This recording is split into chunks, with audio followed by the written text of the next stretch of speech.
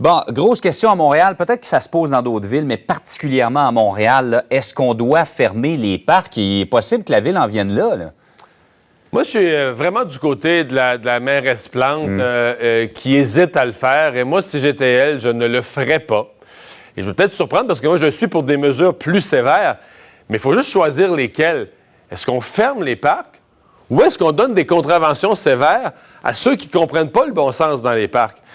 Et je comprends très bien la mairesse.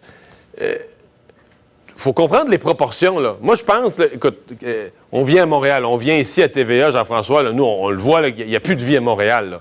95-97% des gens respectent les mesures. Il n'y a plus d'auto dans les rues, presque plus de monde sur le trottoir.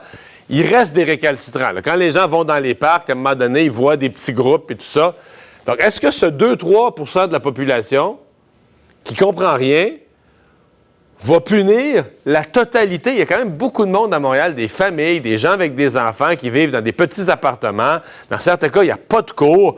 L'espace vert du parc est le seul espace où les enfants peuvent un peu courir avec leurs parents, jouer avec leurs parents, comme on dit, se délier les jambes. Alors moi, je serais très réticent à priver toute cette population qui respecte toutes les règles d'un espace, d'un espace vert, d'un espace ouvert.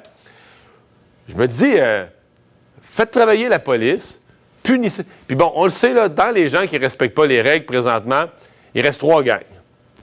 Il reste ceux qui ont des têtes de cochon. Quand même que tu répéterais des ordres, puis que M. Trudeau, dans son discours, dirait « Je fais appel au sens civique ». Ça ne s'applique pas à eux. Il n'y en a pas de sens civique. On perd notre temps, il n'y en a pas. Ils ont tout entendu les ordres, puis ils s'en foutent. Bon, il y a le groupe de ceux qui sont sur une autre planète, là, qui savent rien, qui n'écoutent pas les nouvelles. Alors, je dis une autre planète, tu leur mettrais la liste des planètes du système solaire, tu leur demanderais sur laquelle tu vis, puis peut-être qu'ils se tromperaient. Là, ils n'écoutent pas les nouvelles, ils ne sont pas au courant de rien, ils savent rien, les recommandations du gouvernement ne se rendent pas. Fait qu'à tous ces groupes-là, là, il y a un langage commun. Quand dans le parc, il va s'être donné 4-5 contraventions de quelques centaines de dollars pour non-respect des règles, ça va se savoir. Ça, c'est un langage qu'ils vont comprendre. C'est triste, puis c'est ça. Moi, je serais beaucoup plus à punir les récalcitrants qu'à punir toute la population. En tout cas, moi, je comprends la mairesse de Montréal de résister à cette tentation de fermer complètement tous les parcs. Oui, Mario, Michel m'écrit, j'écoute Mario, oui, des amendes, mais est-ce qu'ils vont les payer dans le cas des personnes itinérantes, par exemple?